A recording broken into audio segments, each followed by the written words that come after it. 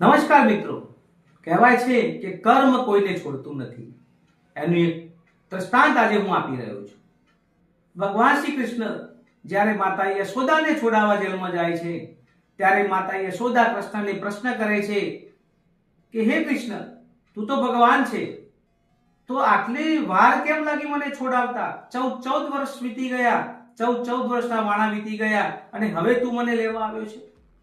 ત્યારે ભગવાન એક જ વાત કરે છે એની માતાને કૈકેયીને કે હે માતા કૈકેયી, કે તમારું કરેલું આ કર્મનું ફળ છે, માટે તમારે ભોગવવું પડ્યું છે. ગયા જન્મમાં તમે કૈકેયી હતા અને મારો અવતાર ભગવાન શ્રી રામ રૂપે હતો અને એ વખતે તમે મને 14 વર્ષનો વનવાસ આપ્યો હતો. આ એનું પરિણામ છે, આ એના કર્મનું પરિણામ છે, તમારે ભોગવવું પડ્યું છે. અને 14 વર્ષનો જે પ્રેમમાં યશોદાએ મને આપ્યો છે એ એમના સારા કર્મનું પરિણામ છે. કારણ કે એ જન્મમાં માતા કૌશલ્યા હતા, જે તમે 14 વર્ષ મને ભીખોટો કર્યો હતો. આ એનું પરિણામ છે. તો વિચાર કરો મિત્રો, ભગવાન પણ કર્મના બંધનમાંથી છૂટી શકતા નથી અને પોતાની માતાને પણ કર્મના બંધનમાંથી છોડી નથી શકતા.